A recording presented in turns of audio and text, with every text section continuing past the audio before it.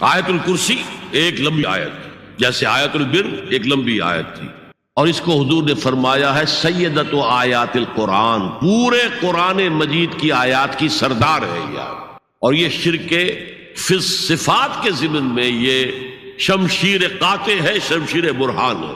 اللہ لا الہ الا ہو الحی القیوم، یہ وہی ہے قل هو اللہ احد اللہ الصمد الحی، اللہ زندہ ہے لیکن اس کی زندگی کو اپنی زندگی پر قیاس نہ کرتا۔ تمہیں خوراک کی احتیاج ہے، اسے کوئی ضرورت نہیں۔ ما ارید منہم من رزق وما ارید ان یطعمون، مجھے کوئی احتیاج نہیں کہ مجھے کوئی رزق پہنچائیں، رزق دیں، مجھے کھلائیں، مجھے کوئی ضرورت نہیں۔ پھر تمہاری حیات، نیند، اونگ، تھکان، ان تمام کمزوریوں کے ساتھ ہے۔ وہ الحی ہے، اپنی ذات میں خود زندہ ہے، حیات اس کی ذاتی ہے، کسی اور نے عطا نہیں کی ہے۔ ہماری تو مستعار ہے، عمر دراز مانگ کے لائے تھے 4 دن، 2 آرزو میں کٹ گئے، 2 انتظار میں۔ اور القیوم بقیہ پوری کائنات کے لیے وہی ہے، اس کو تھامے ہوئے، لا تاخذہ سنۃ ولا نوم، الحی، حیات کامل کہ اس کو نہ نیند آتی ہے نہ اونگ آتی ہے۔ لہ ما فی السماوات و ما فی الارض، آسمان اور زمین میں جو کچھ ہے اسی کی ملکیت ہے۔ تم کسٹوڈینز ہو، تم امین ہو، ای امانت چند روزہ نزد ماست، در حقیقت مالک شے ہر شے خداست۔ یہاں تک کہ یہ میرا جسم بھی میرے پاس امانت ہے۔ میں کون ہوں؟ میری خودی، میری انا، میری روح جو پوزیس کرتی ہے اس بدن کو، لیکن یہ پوزیشن ملکیت کا نہیں ہے، امانت کا ہے۔ ای امانت، یہ ہاتھ بھی امانت ہے، میری زبان بھی امانت ہے، میری آنکھیں بھی امانت ہے۔ من ذا الذی یشفع عندہ الا باذنہ، یہ یہاں پر انداز بڑا پرجلال، کون ہے وہ جو شفاعت کر سکے اس کے دربار میں مگر اس کے اذن سے۔ کسی کا ذاتی، کسی کا زور، کسی کا اختیار نہیں ہے کہ جس کی بنا پر وہ شفاعت کرے، ہاں اللہ کے اذن سے۔ اور دوسری جگہ پر آتا ہے جس کے لیے وہ چاہے گا اور جس کو اجازت دے گا، جیسے کہ آتا ہے اما یتساءلون میں، یوم یقوم الروح والملائکۃ صفا، اور ان میں سے کوئی بھی بات نہیں کر سکے گا، کلام نہیں کر سکے گا، لا یتکلمون الا من اذن له الرحمن، سوائے اس کے جسے رحمان اجازت دے، وقال صوابا، اور صحیح بات کرے گا، کوئی غلط بات نہیں کرے گا۔ یعلم ما بین ایدیہم وما خلفہم ولا یحیطون بشیء من علمہ الا بما شاء، وہ تو جانتا ہے جو کچھ بھی ان کے سامنے ہے اور ان کے پیچھے ہے، اور یہ کوئی احاطہ نہیں کر سکتا مخلوقات میں سے، اس کے علم میں سے کسی کا بھی، سوائے اس کے جو وہ خود چاہے۔ یہاں بڑے ہی لطیف انداز میں شفاعت باطلہ کے تصور کی نفی ہو گئی۔ دیکھیے، آپ کہیں جا کر کسی مجسٹریٹ سے سفارش کرتے ہیں تو کیا کہتے ہیں؟ اجی یہ فائل کے اوپر جو کچھ ہے آپ اس پر نہ جائیے، یہ گواہیاں وغیرہ جھوٹی ہو گئی ہیں، میں آپ کو بتاتا ہوں اصل بات کیا ہے۔ اللہ کے سامنے کوئی یہ کہہ سکے گا اے اللہ تیرے علم میں نہیں ہے، میرے علم میں ہے؟ یعلم ما بین ایدیہم وما خلفہم، وہ تو جانتا ہے جو کچھ ان کے سامنے اور جو کچھ ان کے پیچھے ہے۔ ولا یحیطون بشیء من علمہ الا بما شاء، اور ان میں سے کوئی بھی، جیسے کہ میں ابھی بتا چکا ہوں، بریلوی مکتب فکر بھی کہہ رہا ہے کہ اللہ کا دیا ہوا علم ہے، محمد رسول اللہ کا جتنا ہے، لا محدود نہیں ہے، محدود ہے، قدیم نہیں ہے، حادث ہے، تو جتنا اللہ چاہتا ہے، جس کے لیے جتنا چاہتا ہے، لیکن اس کے علم میں سے احاطہ نہیں کر سکتا کوئی مگر جو وہ چاہے۔ وسع کرسیہ السماوات والارض، اس کا اقتدار چھایا ہوا ہے، مستولی ہے، آسمانوں پر بھی اور زمین پر بھی۔ ولا یؤودہ حفظہما، اور اسے عاجز نہیں کر سکتی ان دونوں کی حفاظت۔ قیوم وہی ہے، صمد وہی ہے، لیکن اسے کوئی تکان طاری نہیں ہوتی، عاجز نہیں ہوتی۔ یہ اصل میں نفی ہے۔ جو تورات حافظے سے مرتب کی گئی تھی، 587 میں نبوکدنضر کا جو حملہ ہوا تھا، اس میں اصل تورات گم ہو گئی، اس وقت سے آج تک وہ اصل تورات ان کے پاس نہیں۔ پیریڈ آف کیپٹیوٹی سے واپس آئے ہیں بیت المقدس میں، سائرس کے لطف و کرم کی وجہ سے، ذوالقرنین کے لطف و کرم کی وجہ سے، پھر یادداشتوں سے لوگوں نے وہ تورات مرتب کی ہے، تو اس میں انسانی فکر شامل ہو گیا۔ لہذا وہاں یہ لکھا ہے اللہ نے 6 دنوں میں آسمان اور زمین پیدا کیے اور 7ویں دن آرام کیا، یعنی کوئی تکان لائق ہو گئی۔ قرآن نے کہا، اللہ تعالیٰ نے فرمایا سورہ قاف میں، وَلَقَدْ خَلَقْنَا السَّمَاوَاتِ وَالْأَرْضَ وَمَا بَيْنَهُمَا فِي 6 أَيَّامٍ وَمَا مَسَّنَا مِن لُغُوبٍ، یقیناً ہم نے آسمان اور زمین اور جو کچھ ان دونوں کے مابین ہے انہیں 6 ہی دنوں میں پیدا کیا۔ وہ بات ٹھیک ہے، لیکن ہمیں کوئی تکان لائق نہیں ہوئی کہ ہمیں کسی آرام کی ضرورت ہو. لا یعودہ حفظہما وہو العلی العظیم. العلی وہی ہے سب سے بلند و بالا. لتکون کلمۃ اللہ ہی العلیٰ، تاکہ اللہ کا کلمہ سب سے سربلند ہو جائے، اور وہی عظیم ہے، عظمت والا. اللہ تعالیٰ مجھے اور آپ کو اس سے بچائے، اپنے سابقہ زندگی کے گناہوں پر توبہ کرنے کی اور اللہ سے استغفار طلب کرنے کی توفیق عطا فرمائے، اور اپنے دینی فرائض کی انجام دہی کے لیے کمر بستہ ہو جانے کا عزم مصمم کر لینے کی توفیق عطا فرمائے. زندگی میں دکھ اور سکھ ان کا چولی دامن کا ساتھ ہے. دکھ بھی ہے، سکھ، سردی کے ساتھ گرمی بھی ہے، نرمی کے ساتھ سختی بھی ہے. ان مع العسر یسرا، ان مع العسر یسرا، یسر کے ساتھ عسر ہے، عسر کے ساتھ یسر. لیکن انسان نفسیاتی طور پر متاثر جو ہوتا ہے زیادہ، وہ تکلیف سے ہو، دکھ سے ہو. خوشی آتی ہے تو وہ ایسے گزر جاتی ہے، اس کا وقت کا بھی پتہ نہیں چلتا، گزر بڑی تیزی کے ساتھ وقت گزر جاتا. لیکن غم کا معاملہ ہو جائے تو ایک ایک لحظہ جو ہے وہ بڑا کٹھن ہو جاتا ہے، بڑی مشکل سے گزر. تو انسان کے احساسات پر زیادہ جو اثر آتا ہے وہ دکھ کا. بعض فلسفے دنیا میں ایسے ہیں کہ جنہوں نے اس دکھ، خاص طور پر جو حساس انسان اس کو محسوس کرتا ہے، اس کے اعتبار سے یہ کہا ہے کہ دنیاوی زندگی نرا دکھ ہی دکھ ہے. آپ کو معلوم ہے کہ تعداد انسانوں کی بہت بڑی تعداد ہے جو بدھ مت کی پیروکار ہے، اور بدھ مت کا کلمہ طیبہ یہ ہے، یعنی یہ ان کا اصل الاصول ہے، جیسے ہمارے دین کا اصل الاصول ہے لا الہ الا اللہ محمد رسول اللہ، کلمہ طیبہ. ان کا جو کلمہ طیبہ ہے وہ یہ سروم دکھم، سب دکھ ہی دکھ ہے، سب مصیبت ہی مصیبت ہے. انسانی زندگی جو ہے وہ تو صرف دکھوں سے اور تکلیفوں سے عبارت ہے. اسی کو غالب نے بھی کہا ہے، آپ نے یہ شعر بھی غالب کا میں نے بہت سے دروس میں سنا ہوگا کہ قید حیات و بند غم اصل میں دونوں ایک ہے. یہ قید حیات ہے. ابھی آپ حدیث سن رہے تھے، دنیا سجن المومن، مومن کے لیے یہ دنیا کی زندگی جو ہے جیل خانہ ہے، یہ قید ہے، قید حیات. جیسے جیل میں آدمی اپنی مرضی سے نہیں جاتا، بھیجا جاتا ہے، اپنی مرضی سے نہیں نکلتا بلکہ نکالا جاتا ہے. اسی طرح لائی حیات آئے قضا لے چلی چلے، اپنی خوشی سے آئے نہ اپنی خوشی چلے. تو دنیا کی زندگی جو ہے وہ واقعتاً ایک اعتبار سے قید خانہ ہے. قید حیات و بند غم اصل میں دونوں ایک ہیں. جب تک یہ زندگی رہے گی غم بھی لگا رہے گا، تکلیفیں لگی رہیں گی، مصائب آتے رہیں گے، انسان کو دکھوں کا سامنا رہے گا، واسطہ رہے گا. موت سے پہلے آدمی غم سے نجات پائے کیوں؟ ظاہر بات ہے جب تک زندگی ہے تو غم ہے، تو موت سے پہلے نجات نہیں مل سکتی. اگرچہ اس کے بعد کا اگلا مرحلہ جو ہے، جو حقیقت کو جاننے والے ہیں وہ تو جانتے ہیں کہ اس کے بعد تو غم کا اور بڑا کڑا مرحلہ آنے والا ہے. اب تو گھبرا کے یہ کہتے ہیں کہ مر جائیں گے، مر کے بھی چین نہ پایا تو کدھر جائیں گے. اگر اللہ ہمیں معاف فرمائے، اپنی رحمت اور مغفرت سے ہمیں ڈھانپ لے، جیسے کہ حضور نے فرمایا الا یتغمدنی ربی برحمتہ، حضور نے فرمایا کہ کوئی انسان بھی محض اپنے اعمال کی بنیاد پر جنت میں نہیں داخل ہو سکے گا جب تک کہ رحمت خداوندی دستگیری نہ کرے. کسی صحابی نے بڑی ہمت کی، بڑے جرأت کا معاملہ کیا، پوچھ لیا کیا حضور آپ بھی؟ ظاہر بات ہے آپ بھی انسان ہیں، آپ بھی بشر ہیں، قرآن مجید میں کہلوایا گیا ہے اور انما انا بشر مثلکم. تو اگر آپ کہتے ہیں کوئی انسان جنت میں داخل نہیں ہو سکے گا محض اپنے اعمال کی بنیاد پر جب تک کہ رحمت خداوندی دستگیری نہ کرے، تو کیا آپ بھی اس قاعدہ کلیہ میں شامل ہیں؟ آپ نے فرمایا ہاں میں بھی. الا یتغمدنی ربی برحمتہ، جب تک کہ میرا رب مجھے اپنی رحمت سے ڈھانپ نہیں لے گا میں بھی جنت میں داخل نہیں. تو اس اعتبار سے اللہ تعالیٰ وہاں ہمیں بچا لے. لیکن جو وہاں نہیں بچایا گیا، اب ظاہر بات ہے کہ اس کے لیے جو مصیبت ہے وہ تو پھر دائمی ہے، ابدی ہے، دکھ ہی دکھ. میں اس کی طرف زیادہ جانا نہیں چاہتا. اس وقت اصل میں میرا موضوع جو ہے وہ اس دنیا میں دکھوں کا علاج. اب اس اعتبار سے غور کیجئے، دکھ دو قسم کے قرآن مجید پر جتنا میں نے غور کیا. دکھ ایک تو وہ ہے کہ جو ناگہانی طور پر آ جاتے ہیں، اس میں ہماری کسی غلطی کو دخل نہیں ہوتا. وہ کوئی آفت سماوی ہے، کوئی زلزلہ آ گیا ہے.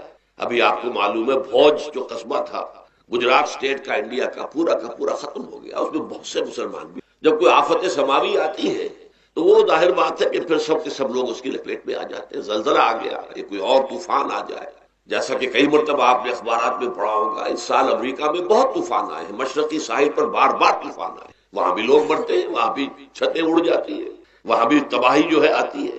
تو اس حوالے سے ایک تو ہے وہ ناگہانی آفات، آفت ارضی ہو یا آفت سماوی ہو، زلزلہ ہے یا آفت ارضی ہے.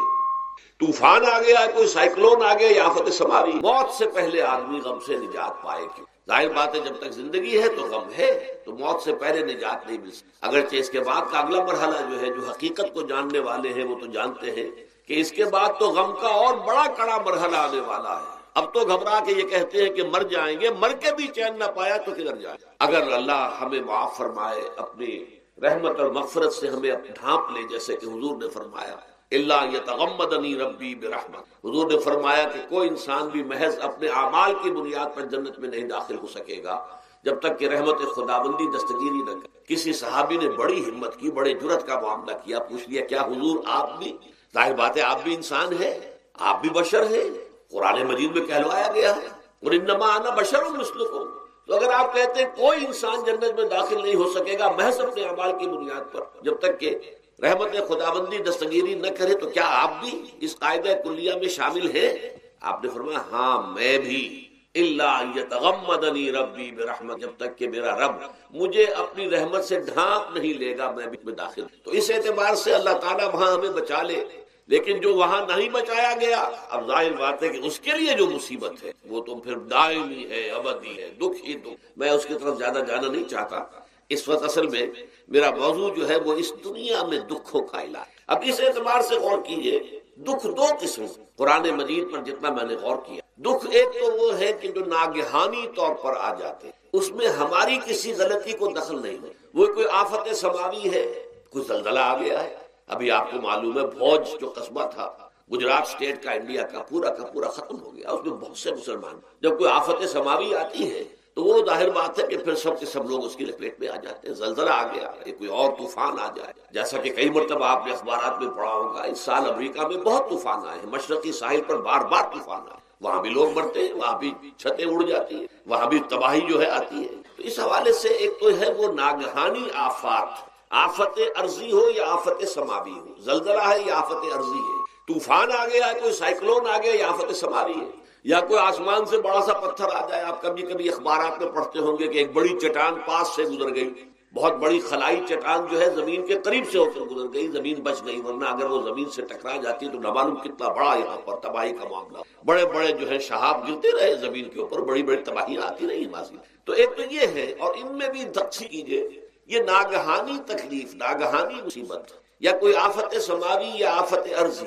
اس کی بھی پھر دو قسمیں ہو گئی۔ ایک وہ کہ جو افراد کو متاثر، انفرادی سطح، آدمی سڑک پر جا رہا تھا، پیچھے سے آ کر کسی گاڑی نے ٹکر ماری، گر گیا، ٹانگ ٹوٹ گئی، اب ظاہر بات ہے کہ اس میں اس کا کوئی قصور نہیں ہے، یہ اللہ تعالیٰ کی طرف سے بات آ گئی ہے۔ یا یہ کہ کوئی اگر اجتماعی سطح پر آیا، جیسا کہ زلزلہ ہے، یا جیسا کہ کوئی سائیکلون ہے، کوئی بڑا طوفان ہے، بہت بڑے فلڈز آ گئے، اس وقت بھی موزمبیق میں بہت بڑا فلڈ آیا ہوا ہے، ساؤتھ افریقہ میں، اور افریقہ میں پچھلے سال بھی بہت بڑا فلڈ آیا تھا، بڑی تباہی آ رہا۔ تو یہ آفت سماوی، یہ ظاہر بات ہے کہ اجتماعی سطح پر آتی ہے، بڑی بڑی مقدار میں، تعداد میں لوگ متاثر، لاکھوں لوگ بے گھر ہو جاتے ہیں، ہزاروں آدمی مارے جاتے ہیں۔ پہلی شکل جو ہے دکھ کی، جیسا کہ میں نے عرض کیا، وہ ناگہانی دکھ، کوئی آفت ارضی، کوئی آفت سماوی، خواہ وہ انفرادی ہو خواہ اجتماعی۔ اس کے ضمن میں کیا علاج ہے؟ ظاہر بات ہے کہ اس کا علاج یہ تو نہیں ہو سکتا کہ آپ اس کو ختم کریں۔ انگریزی کا ایک محاورہ ہے، what cannot be cured must be endured۔ جو چیز جو ہے جس کا علاج نہیں ہو سکتا وہ تو برداشت کرنی پڑے گی۔ بعض بیماریاں بھی ایسی ہیں، ڈائبٹیز ہو گئی ہے، شوگر کا مرض ہو گیا، ڈاکٹر آپ کو بتائے گا کہ بھائی اب یہ مرض جائے گا نہیں، اب آپ کو اس مرض کے ساتھ ہی اپنے آپ کو ایڈجسٹ کر کے اپنی غذا وغیرہ اس کے مطابق طے کر لیجیے، ورنہ یہ کہ یہ نہ سمجھیے کہ یہ مرض چلا جائے گا۔ تو what cannot be cured must be endured۔ لہذا ان آفت سماوی و ارضی، چاہے وہ انفرادی سطح پر متاثر کرتی ہوں انسانوں کو، اور چاہے اجتماعی سطح پر، اس کا تو علاج ایک ہی ہے۔ عربی میں بھی ایک محاورہ یہ ہے کہ کسی نے پوچھا تھا کہ بچھو کے کاٹے کا کیا علاج ہے؟ البکاء الی الصباح، رات کو اگر کاٹا ہے کسی بچھو نے تو روتے رہو صبح تک، یہ علاج ہے، اس کا اور کوئی علاج ہے ہی نہیں۔ تو جو چیز لا علاج ہے اسے برداشت کر، گویا کہ یہاں جو اصل شے ہوگی کہ دنیاوی آفات، عرضی و سماوی آفات، ناگہانی آفات، ناگہانی مصیبت، ان کے ضمن میں ہمیں ایسی شے کی ضرورت ہے جو ہمارے اندر برداشت، اس کو جھیلنا آسان بنا، ہم اس کی وجہ سے بجھ کر نہ رہ جائیں، ہماری ہمتیں جواب نہ دے جائیں، ہمارا ارادہ ختم نہ ہو جائے، ہمارا حوصلہ پست نہ ہو جائے، بلکہ برداشت ہو، جھیلنا ہو، تحمل ہو۔ ابھی بھٹر صاحب کہہ رہے تھے اللہ تعالیٰ ذرا سا متحمل ہے. میں نے کہا یہ بہت غلط بات کہہ رہا، اللہ بہت متحمل. وہ ذرا سا تو یوں سمجھیے کہ ان کے کہنے کے انداز میں یہ بات آ گئی، ذرا سا رحیم بھی ہے. نہیں، وہ بہت رحیم ہے، بہت متحمل ہے، بہت حلیم. لیکن یہ کہ ہمیں یہ جو آفات سماویہ اور ارضیہ ہیں جو ہمارے اوپر آ جاتی ہیں اللہ کی طرف سے، ان کے ضمن میں ذہنی ایک ایٹیچیوڈ پیدا ہو جائے، سوچ کا ایک خاص رخ بن جائے، انسان کے احساسات ایک خاص طرز پر ڈھل جائیں، تو پھر ان کو برداشت کرنا آسان ہے. اور وہ کیا ہے؟ وہ ہمارے ایمان کا لازمی. ایمان ہمیں یہ بتاتا ہے کہ کوئی مصیبت زمین میں آتی ہے نہ تمہاری جانوں پر آتی ہے بغیر اذن رب. جو کچھ آ رہا ہے اللہ تعالیٰ کے فیصلے سے آیا ہے. یہ کوئی اندھا بہرا مادہ نہیں ہے، یہ کوئی اندھا بھینسا نہیں ہے کہ اس نے آ کے آپ کو ٹکر مار دی ہے. نہیں، یہ تو سمیع و بصیر، علیم و خبیر اللہ اور حکیم اور قدیر اللہ کا فیصلہ. لہذا یہ من جانب اللہ ہے، اس کو تم سمجھو کہ اللہ تعالیٰ کی طرف سے ہے. اور جب اللہ کی طرف سے ہے تو سورہ آل عمران میں فرمایا بیدہ الخیر، اس کے ہاتھ میں تو خیر ہی خیر ہے. یعنی بظاہر تمہیں محسوس ہوتا بھی ہو کہ یہ میرے لیے تکلیف دہ بات آ گئی، تو اس کو یوں سمجھو کہ اس کا نتیجہ جو میرے حق میں نکلے گا وہ خیر ہوگا. فوری طور پر تو تکلیف ہے، مجھے اچھی نہیں لگ رہی، ناگوار ہے، لیکن نتیجہ اس کا خیر نکلے گا. جیسے بچہ بیمار ہے، ماں اسے دوا پینے پر مجبور کر رہی، کڑوی دوا ہے، وہ تو سمجھتا ہے مجھ پر بڑا ظلم ہو رہا ہے. یا آپ لے گئے اسے ڈاکٹر کے یہاں ٹیکا لگوایا ہے، وہ تو چیخ رہا ہے، رو رہا ہے، لیکن آپ کو معلوم ہے، کاش اسے بھی معلوم ہو جائے کہ یہ میرے خیر کے لیے، میرے بھلے کے لیے. اگر اسے یہ معلوم اور محسوس ہو جائے تو اس کی تکلیف اس کے اندر بہت کمی آ جائے گی، وہ سہار لے گا، اس کو وہ برداشت کرے گا. اس حوالے سے اس کا جو ہمارے دین میں اس کا نام ہے، اس ذہنی کیفیت کا، ان احساسات کا، اسے ہم کہتے ہیں تسلیم و رضا. جو کچھ آ رہا ہے اللہ کی طرف سے آ رہا ہے، لہذا سر تسلیم خم ہے. اے اللہ ہم قبول کر، رضا، ہر حال میں تیری رضا پر راضی، جو تیرا فیصلہ ہے ہمیں بصر و چشم ہے. تسلیم و رضا، ہم بھی تسلیم کی خو ڈالیں گے. بے نیازی تیری عادت ہے. اللہ تو بے نیاز ہے، لیکن اے اللہ تو ہمارے لیے جو بھی تکلیف کا تو نے فیصلہ کیا، ہم تسلیم کی خو ڈالیں گے. عادت پیدا کر لیں گے اپنے اندر کہ ہر چساقی ماریخ عین الطاف است، یہ میرا ساقی میرے پیالے میں جو کچھ ڈال دے اس کا لطف و کرم ہے. یہ مقام رضا ہے. یہ ایمان کا ایک ایسا تقاضا ہے کہ جس کو ہم کہیں گے ایمان کی حلاوت، ایمان کی مٹھاس. اگر آپ کا منہ کڑوا ہو جائے تو آپ چینی کھاتے ہیں تاکہ منہ کا ذائقہ ٹھیک ہو جائے. اگر تکالیف کی وجہ سے، دکھ کی وجہ سے آپ کے احساسات کے اندر کوئی خرابی پیدا ہو رہی ہے، یہ جو مقام رضا ہے یہ اس کے لیے قند ہے، یہ اس کے لیے چینی ہے، یہ اس کے لیے شہد ہے، یہ اس کی تلخی کو ضائع کر دینے والی چیز کہ اللہ تیری رضا پر راضی، راضی برضائے رب. اب اس کے ضمن میں سمجھیے، یہ تو اصولی بات میں نے آپ کو بتا دی. اس کی 3 کیفیات ہو سکتی ہے کیوں اللہ کی طرف سے یہ چیزیں آتی ہیں. سب سے پہلی شے ہے، اب وہ جو آیات میں نے سنائی تھی وہ سن لیجیے پہلے ترجمہ. سورہ تغابن میں فرمایا ما صاب من مصیبت الا باذن اللہ. دیکھو کوئی مصیبت تم پر نہیں آ سکتی، نہیں آتی مگر اللہ کے اذن. ومن یؤمن باللہ، اور جو شخص اللہ پر ایمان رکھتا ہو، یہد قلبہ، اللہ اس کے دل کو ہدایت دے دے، اس کے دل کو سکون عطا کر. وہ راضی برضائے رب ہو، اس میں شکوہ نہیں رہتا، اس میں شکایت نہیں، اس میں تلخی نہیں ہوتی. کیوں ہو گیا، کیسے ہو گیا، کیوں ہو گیا، نہیں ہونا چاہیے. یہ سارا جو پیچ آدمی کھاتا رہتا ہے اندر ہی اندر، وہ جو پیچ کھا رہا ہے، یہ سب پیچ سے نجات نہیں. برو کشید سے پیچا کہ ہستمود مرا، چے اقدہا کے مقام رضا کشود مرا. یہ پیچ کھانا جو ہے، پیچا کے ہستمود، اس سے اللہ تعالیٰ نے مجھے نجات دے دی ہے مقام رضا کے ذریعے سے. کتنے بڑے بڑے عقدے میرے حل ہو گئے اس مقام رضا سے. چے اقدہا کہ مقام رضا کشود میرا،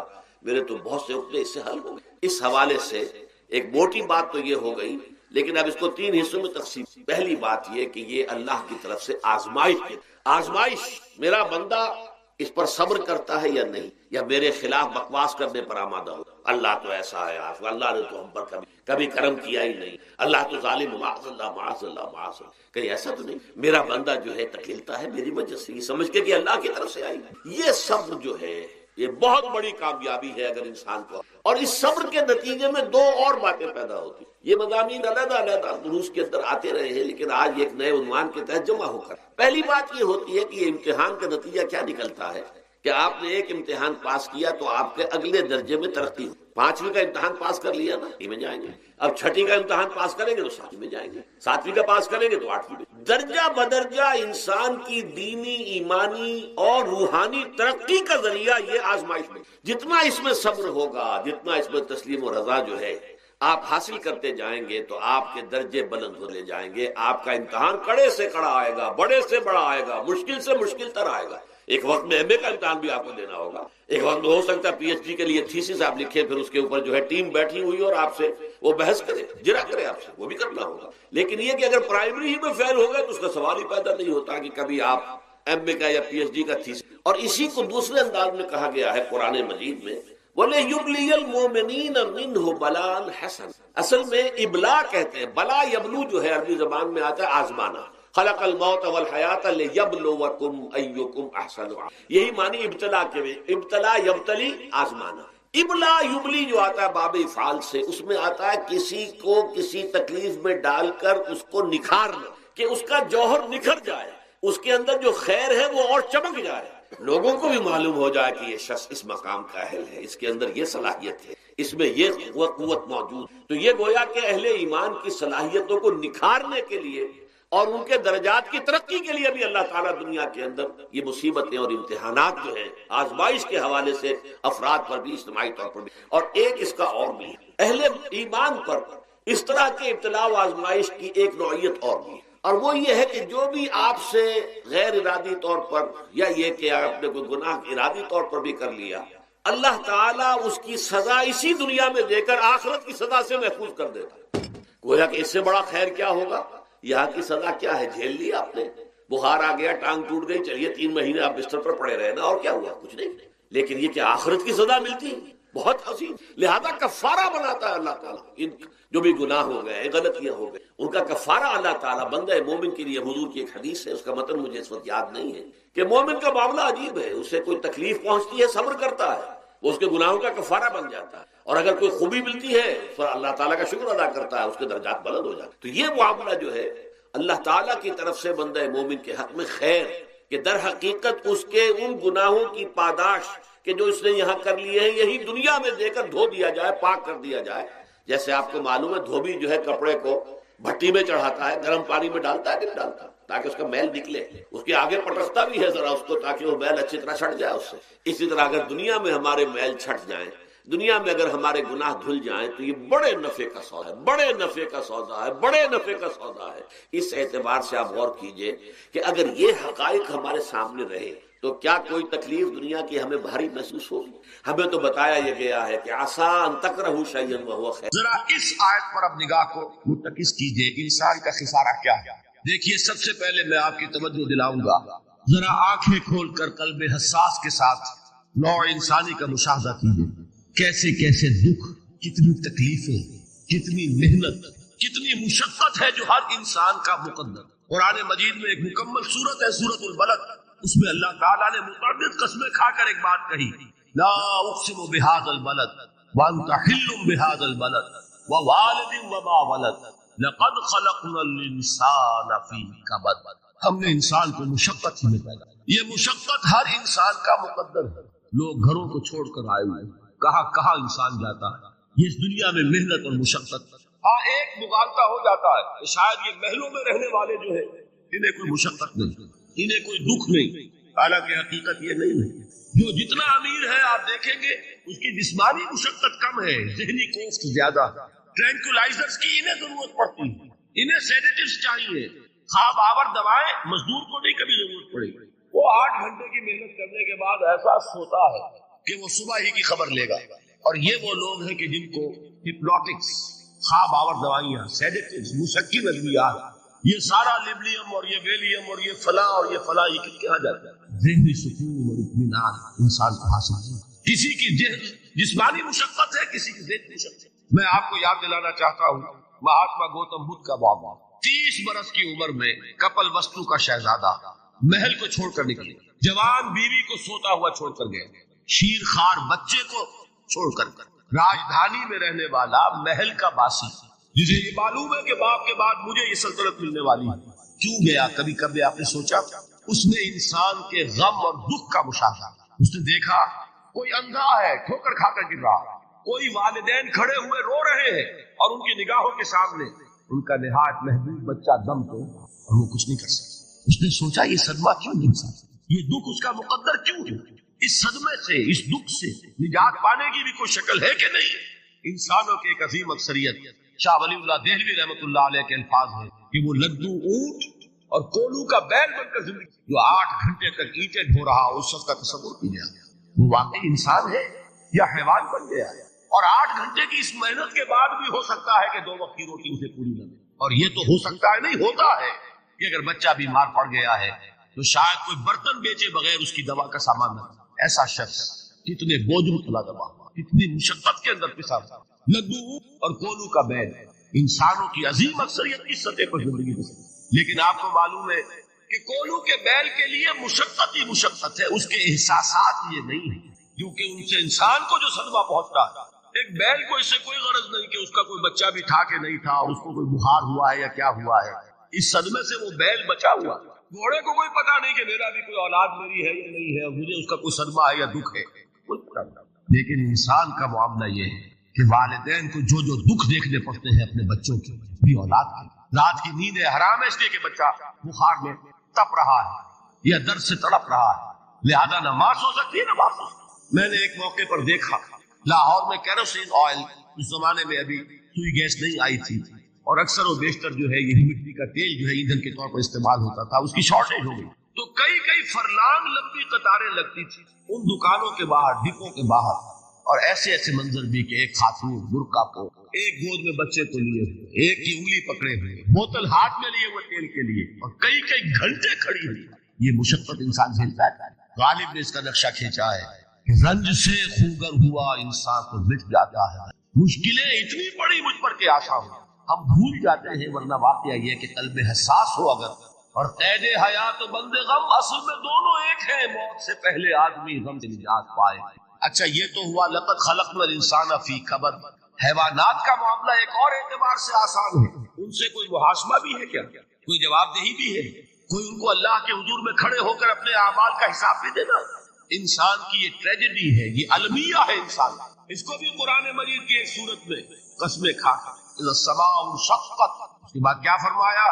یا ایھا الانسان انک کادح الی ربک کدحا فملاقی، اے انسان تیرا المیہ، تیری ٹریجڈی اس سے کہیں بڑھ کر ہے، تجھے صدمے پر صدمے جھیلتے ہوئے، مشقت پر مشقت برداشت کرتے ہوئے ایک روز اپنے رب کے حضور میں بھی کھڑا ہو، جواب دہی بھی اس دن کے حساب سے، اس دن کے احساس سے جو بڑے بڑے ہماری امت کے عظیم جو گلے سرسبد ہیں، ان کا یہ حال آپ نے پڑھا ہوگا۔ حضرت ابوبکر صدیق رضی اللہ تعالیٰ عنہ وہ ایک عجیب کیف کے عالم میں فرمایا کرتے تھے، کاش میں درختوں پر چہچہاتی ہوئی چڑیا ہوتا جس سے حساب کتاب نہیں، کاش کہ میں گھاس کا تنکا ہوتا جو آج ہے اور کل آگ میں جلا دیا جائے، ختم ہو، اس سے محاسبہ کوئی نہیں۔ وہ جس کے احساس سے کہ حضرت عمر جو ہے اپنے انتقال کے وقت سخت بے چین، ان کے بیٹے حضرت عبداللہ ابن عمر رضی اللہ تعالیٰ عنہما نے ان کا سر جو ہے وہ اپنے زانوں پر رکھ لیا تو کہا نیچے ڈال دیا، ایک عجیب بے کلی اور بے چین۔ انہوں نے کہا ابا جان آپ کیوں پریشان ہیں؟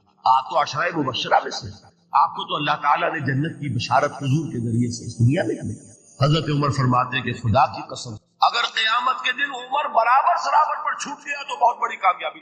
یہ احساس جن کو، حضرت علی کا حال کیا ہوتا ہے؟ ابھی جو آپ نے حافظ صاحب سے سنا، یہ حضرت علی کا معاملہ کہ ایک تیر پیوست ہو گیا تھا، کسی طرح نکل نہیں رہا تھا، حضرت علی نے فرمایا کہ اچھا چھوڑو مجھے، میں نماز کی نیت باندھتا ہوں۔ نماز کی نیت پڑھتے تھے تو لرزتے تھے، کہا کس کے سامنے کھڑا ہوں اور کس کے سامنے مجھے ایک دن جواب دہی کے لیے کھڑا ہونا ہوگا۔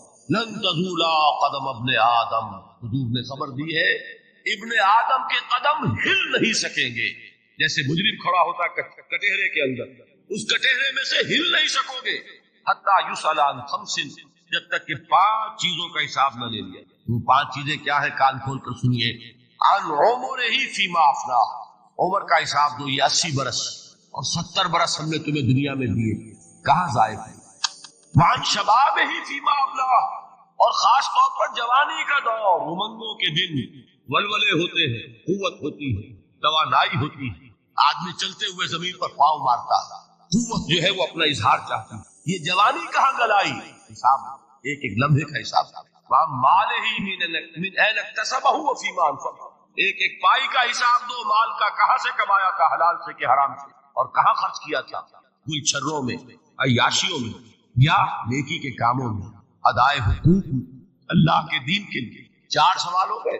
2 زندگی کے بارے میں، ایک زندگی پوری بحیثیت مجموعی کہاں کس کام میں لگا، اور خاص طور پر شباب کا دور کہاں لگا.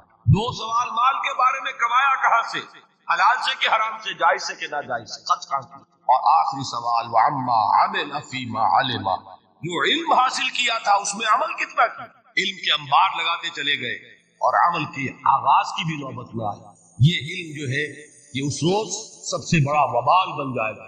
اتنا علم اور عمل کچھ نہیں، بجائے کہ کریڈٹ کا ذریعہ بنے یہ الٹا ڈیبٹ کا خاکہ بنے. یہ جواب دہی کا احساس ہے کہ جس کی وجہ سے انسان کی ٹریجڈی جو ہے وہ دوہری ہے. کوئی حیوان اتنے بوجھ تلے نہیں، مشقت کی، محنت کی، اس زندگی میں ختم ہوئے، اس کے بعد کوئی محاسبہ نہیں. اس کو بھی غالب نے خوب کہا کہ اب تو گھبرا کے یہ کہتے ہیں کہ مر جائیں گے، اور مر کے بھی چین نہ پایا تو کدھر. یہ ہے وہ ہیومن ٹریجڈی. اور وہ یہ ہے کہ اس قیامت سے پہلے پوری دنیا میں حق کا بول بالا ہو. اچھا، یہ وہ بات ہے جو دنیا کے اکثر مذاہب ہیں، اکثر مذاہب، اور خاص طور پر جو 3 یہ مذاہب ہیں جنہیں ابراہیمی مذاہب کہا جاتا ہے، یہودیت، عیسائیت اور اسلام، جو صراحت کے ساتھ یہود کے ہاں بھی عقیدہ موجود، عیسائیوں کے ہاں بھی ہے، مسلمانوں کے ہاں بھی ہے، کہ اس سے پہلے، اس کائنات کے ختم ہونے سے پہلے، اس زمین کی قیامت آنے سے پہلے، اس پر اللہ کا دین غالب ہے، کنگڈم آف ہیون اور ارتھ. اور یہی بات حضرت مسیح نے کہی تھی اپنے اس وقت کے جن یہودیوں سے مخاطب، ڈیپینڈ، توبہ کر لو، for the kingdom of heaven is at hand. اب جو وہ ہے آسمانی بادشاہت آیا چاہتی، وہ آسمانی بادشاہت تھی حضور کا ظہور صلی اللہ علیہ وسلم، جس سے کہ وہ آسمانی بادشاہت قائم ہوئی اور پھر پھیلی کتنے بڑے علاقے میں. لیکن بہرحال پوری دنیا میں نہیں پھیل سکے. اس کے اسباب کیا تھے وہ اس وقت میرا موجود نہیں ہے، لیکن پھیلنا ہے. اس سے قبل کیا ہونا ہے، یہ جو تیسری بات میں نے کہی ہے، اس پر آپ کو یقین ہونا چاہیے، اس لیے کہ احادیث صحیح آئی ہے. قرآن مجید کا صغرا کبرا دلالت کرتا ہے اس پر کہ حضور کو بھیجا گیا غلبہ دین کے لیے، اور بھیجا گیا پوری نوع انسانی کے لیے. تو جب تک پوری نوع انسانی پر دین غالب نہ ہو تو حضور کا مقصد بعثت ابھی مکمل نہیں. اسی کو اقبال نے کہا تھا، وقت فرصت ہے کہاں، کام ابھی باقی ہے، نور توحید کا اتمام ابھی باقی ہے. یہ چمن معمور ہوگا نغمہ توحید سے، ایک وقت آئے گا یہ پورا یہ قرآ جو ہے نغمہ توحید کے ساتھ اس کا جو ہے گونج جائے گا. لیکن یہ کہ ابھی تو نہیں ہوا ہے، نہ ہونا ہے. اس سے پہلے کا معاملہ ایک ہے کہ جس کی خبریں دی گئی ہیں، اور وہ ہے کہ قیامت میں اس نظام دین حق کے غالب ہونے سے پہلے بڑی خوفناک جنگوں کا ایک سلسلہ ہے جس کی خبریں دی. یہ یہود کے ہاں بھی ہیں خبریں موجود، عیسائیوں کے ہاں بھی ہیں. جو بائبل کا آخری باب ہے ریولیشنز آف سینٹ جان، وہ کاشفات یوحنا ترجمہ کیا جاتا ہے، اور حضور کی احادیث پہ بھی ملاحم، باب الملاحم، یہ بہت سی کتابوں کے اندر باقاعدہ ابواب ہے. ایک باب، باب الملاحم، جنگوں کا. ان میں سے ایک جنگ وہ ہے جسے کہا ہے اس یوحنا کی مکاشفات میں آرمگدان، اور غالباً اسی کو حضور نے قرار دیا ہے الملحمۃ العظمیٰ، عظیم ترین جنگ، الملحمۃ. تو یہ بھی یقینی چیزیں ہیں کہ یہ ہونے والی ہے. یہ ملاحم کیوں ہوں گے؟ آپ اس میں اچھی طرح سمجھ لیجئے کہ اس میں ایک تو ہے عذاب اکبر جو آئے گا یہودیوں، ایک ہے عذاب اصغر جو آئے گا مسلمانوں. میں نے یہ آج سے 20 سال پہلے کتاب لکھی تھی جو مختلف، پہلے تو نوائے وقت کے اندر کالم کی شکل میں شائع ہوئی تھی، پھر یہ کہ موجودہ اور سابقہ مسلمان امتوں کا ماضی، حال اور مستقبل، غالباً اس وقت آؤٹ آف پرنٹ ہے وہ کتاب. بہرحال جن کو بھی دلچسپی ہو وہ اسے کہیں سے حاصل کر لیں، لائبریری سے، مکتبے سے مل جائے گی، یہ پڑھے اسے. یہ 20-22 سال پہلے کی بات ہے، وہ آج کی بات نہیں. تو اس میں ان تمام چیزوں کا میں نے تذکرہ کیا ہے، اس لیے کہ عذاب اکبر اس کو کہتے ہیں کہ کسی قوم کا نام و نشان مٹا دیا. یہ عذاب اکبر آتا تھا صرف ان قوموں پر جن کے طرف رسول بھیجے گئے اور قوموں نے بحیثیت مجموعی رسولوں کا انکار کیا، ان پر وہ عذاب آیا. اس سے عذاب استیصال بھی کہتے ہیں. فَقُطِعَ دَابِرُ الْقَوْمِ الَّذِينَ ظَلَمُوا، ان کی جڑ کاٹنا. ایک جڑ کاٹنا ہوتا ہے، درخت کو کاٹنا ہوتا ہے. درخت تو کٹے گا تو پھر دوبارہ جڑ میں سے شاید وہ نکل آئے، لیکن نہیں، جڑ سے لا یرا الا مساکنہم. یہ عذاب جو ہے اب کسی قوم پر نہیں آ سکتا، اس لیے کہ اب کوئی رسول تو آئے گا ہی نہیں. لیکن ایک قوم پر یہ تاریخ کے قرضے کی حیثیت سے موجود، اور وہ قوم یہود ہے. ان کی طرف رسول بھیجے گئے حضرت عیسیٰ ابن مریم رسولا الی بنی اسرائیل، اور انہوں نے یہ بات تو بہت دور کی تھی کہ مانتے انہیں اور ان پر ایمان لاتے، الٹا جو کچھ کیا ہے آپ کو معلوم ہے، انہیں ولد الزنا قرار دیا، جادوگر قرار دیا، واجب القتل قرار دیا، اور اپنے بس پڑتے سولی پر چڑھوا کر دب دیا۔ حالانکہ بات ہوا یہ نہیں ہے، اللہ نے انہیں اس سے پہلے ہی زندہ اٹھا دیا آسمان پر، دوبارہ وہ آئیں گے۔ بہرحال لیکن اس قوم کے اوپر وہ عذاب جو ہے وہ قرض ہے تاریخ کا، وہ قرض ادا ہوگا۔ حضرت مسیح علیہ السلام ہی آئیں گے دوبارہ، اور ان کے ہاتھوں اس امت کا خاتمہ ہوگا، ایک ایک فرد ختم ہو جائے گا۔ یہ جب میں نے یہ باتیں کہی تھی تو امریکہ میں یہودیوں نے بڑا شور مچایا، میرے خلاف جو ہے ان کی ایک مہم نکلی یہودیوں کی طرف سے کہ اس کی کتابیں وغیرہ، اس کے ویب سائٹ بند کرو، یہ جو ہے اینٹی سیمیٹک ہے، یہ کہتا ہے سب یہودی قتل ہو جائیں گے۔ یہاں پر بھی جو میرے ساتھ ایک ڈائیلاگ کرنے کے لیے 12 پروفیسر آئے تھے امریکہ وغیرہ سے، ان میں سے جو یہودی تھا تو اس نے بہت ناراضگی کا اظہار کیا، آپ کہتے ہیں سارے یہودی ختم کر دیے جائیں گے، یہ بات ظاہر بات ہے پیلیٹیبل نہیں ہے۔ لیکن پھر ہمارے ساتھی جو وہاں پر تھے امریکہ میں پریشان ہوئے کہ آپ کے خلاف یہاں پر اب یہ مہم شروع ہو، تو انہوں نے بتایا کہ یہ جو زائنسٹ ہے، جوش زائنسٹ، اور اس کے ساتھ ہے کرسچن زائنسٹ۔ کرسچن زائنسٹ کا رسالہ نکلتا ہے ٹرمپٹ، جو فلاڈلفیا ٹرمپٹ، اس کے مدیر نے خود لکھا ہے کہ 80% یہودی قتل ہو جائیں گے۔ اس کو میں نے یوں سمجھا ہے کہ 20% وہ ہوں گے کہ جو حضرت مسیح کی آمد ثانی پر ایمان وہ بچ جائیں گے، لیکن باقی جو اڑے رہیں گے اس کے بعد بھی تو وہ ختم کیے۔ تو یہ عذاب الاکبر جو ہے تاریخ کا ایک قرض ہے کہ جو ادا ہوگا، ورنہ کسی اور قوم پر یہ عذاب اکبر اب نہیں۔ لیکن دوسرے درجے میں یہ عذاب ہوگا امت مسلمہ پر۔ امت مسلمہ بھی تو عذاب کی مستحق ہو گئی۔ وہ عذاب جو یہودیوں پر بہت پہلے آئے تھے، ضربت علیہم الذلۃ والمسکنۃ وباؤوا بغضب من اللہ، یہ تھا کہ نہیں تھا؟ حالانکہ انہوں تو یہ خیال تھا کہ we are the chosen people of the Lord, ہم تو اللہ کی منتخب قوم ہے۔ وی آر دی، قرآن کہتا ہے کہ ان کا قول یہ تھا نحن ابناء اللہ واحباؤہ، ہم تو اللہ کے بیٹوں کی طرح ہیں اور اللہ کی جو ہے بہت چہیتے ہیں۔ عذاب آئے، نبوکدنضر کے ہاتھوں آیا، اسیرینز کے ہاتھوں آیا، پھر یونانیوں کے ہاتھوں، الیگزینڈر دی گریٹ کے ہاتھوں آیا، پھر رومنوں کے ذریعے سے آیا، اور پچھلی صدی میں جرمنوں کے ذریعے سے عذاب آئے۔ یہ عذاب تو لیکن قوم ختم نہیں ہوئی، وہ عذاب اکبر نہیں تھے، یہ عذاب مختلف حصوں میں آئے اور بڑی بڑی تباہیاں آئیں، لیکن وہ عذاب اکبر نہیں۔ اسی طرح کے عذاب ہم پر بھی آئے، ہم پر کروسیڈرز آئے اور لاکھوں مسلمان قتل ہوئے۔